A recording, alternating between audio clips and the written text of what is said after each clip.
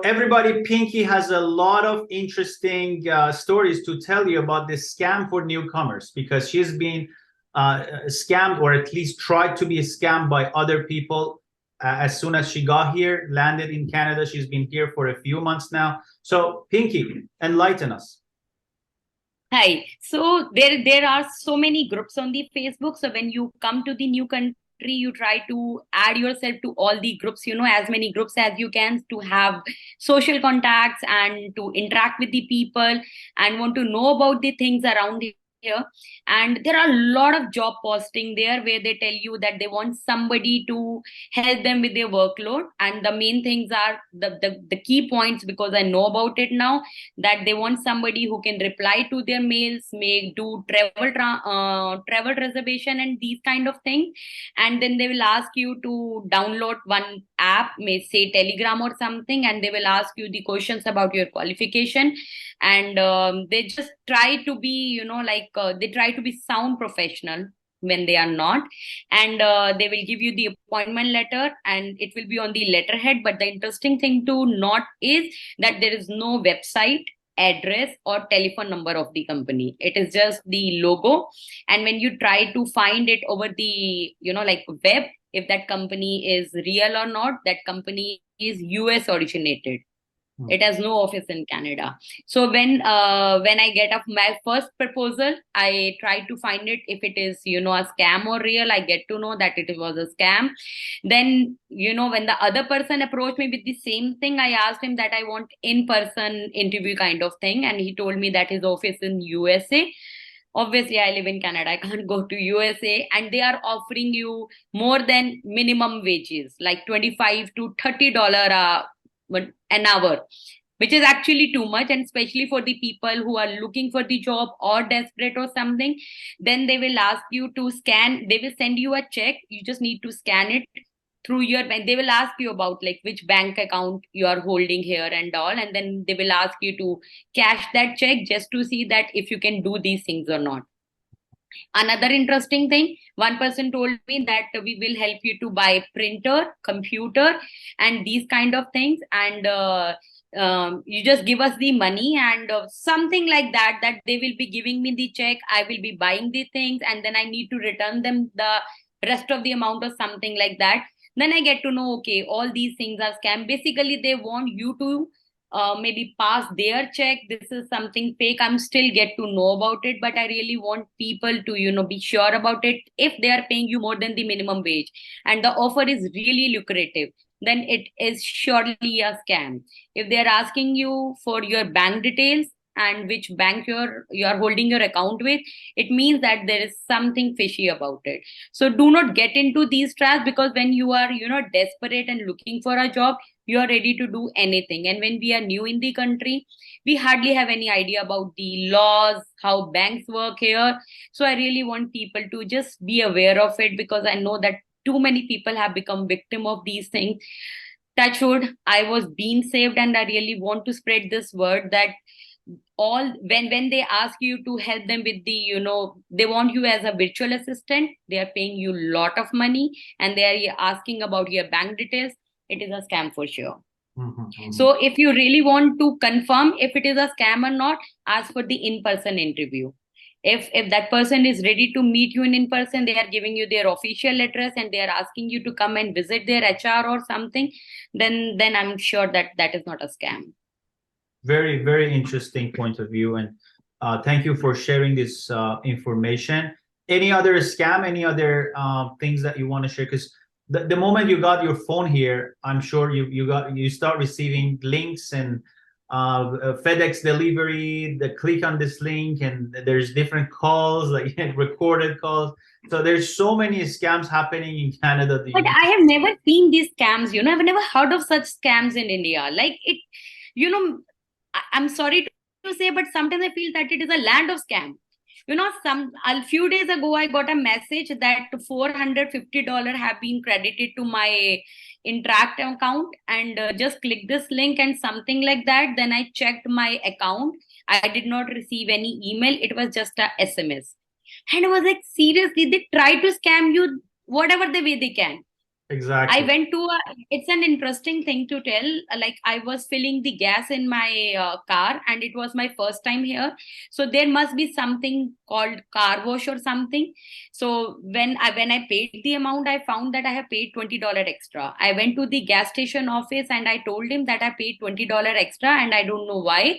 Then he said, "Do you have opted for car wash?" I said, "No, I did not opt for that." He said, "No, you must have clicked it by chance or something." I said, "Okay, if that's the case, just return my money because I don't want any car wash. My car is so like just I bought it yesterday.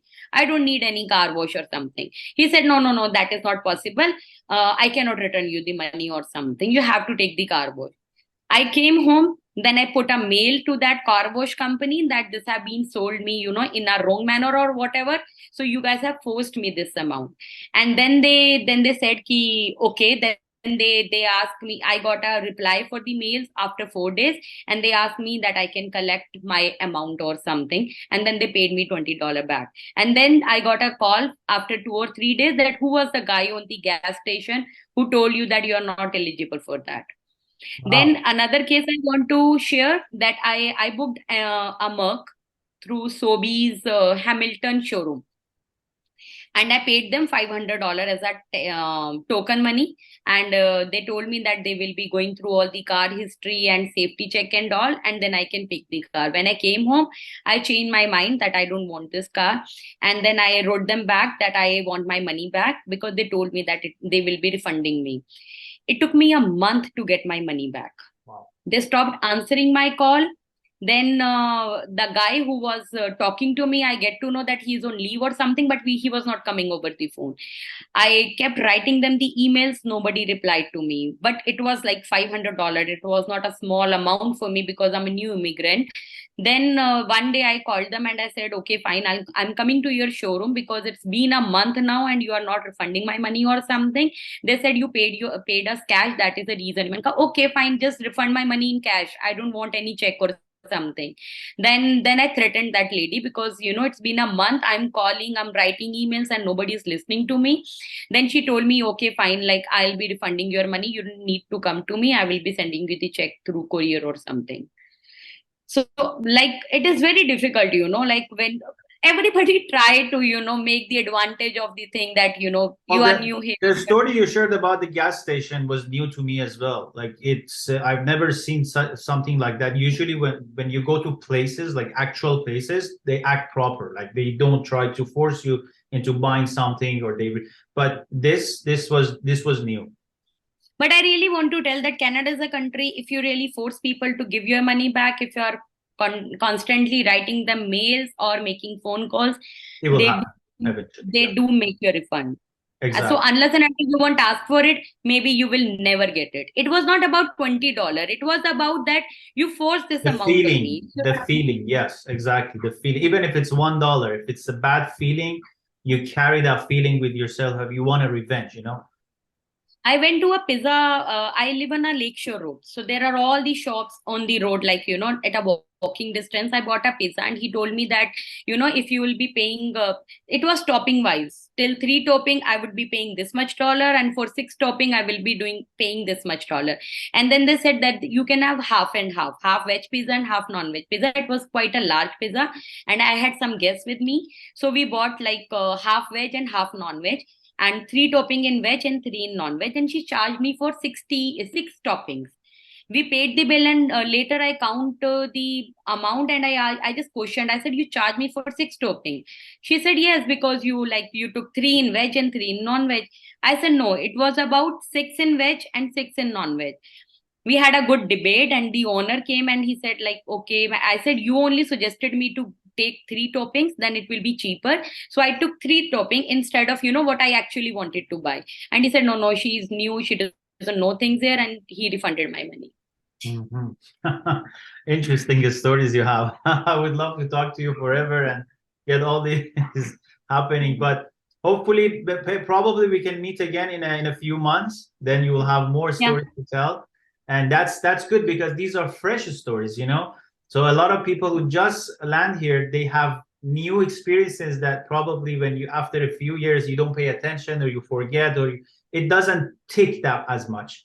but now you can feel everything. That's really good. And That you mentioned actually nice. If I will be living here for like after 5 or 7 years, or maybe 2 years, I won't be bothering about these things. yeah, you get numb. You get numb to it.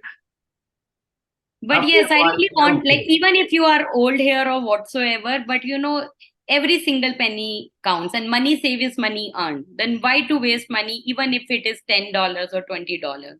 Especially when you're new to this country, you have limited budget. You bring your money from overseas, and the currency rate But is we have a problem when we are in a new country. We do not have courage to ask for things or ask questions, because we feel we are strangers here, we are new here. So I really want to tell people who are new immigrants or students, please check whatever balance you are getting, and do ask for, if you find something is not right, please talk about it. You can always get it changed. You can get your refund. Everything is possible in Canada. exactly. Thank you, Pinky, so much. I appreciate all Thank you so your much. sharings with our audience.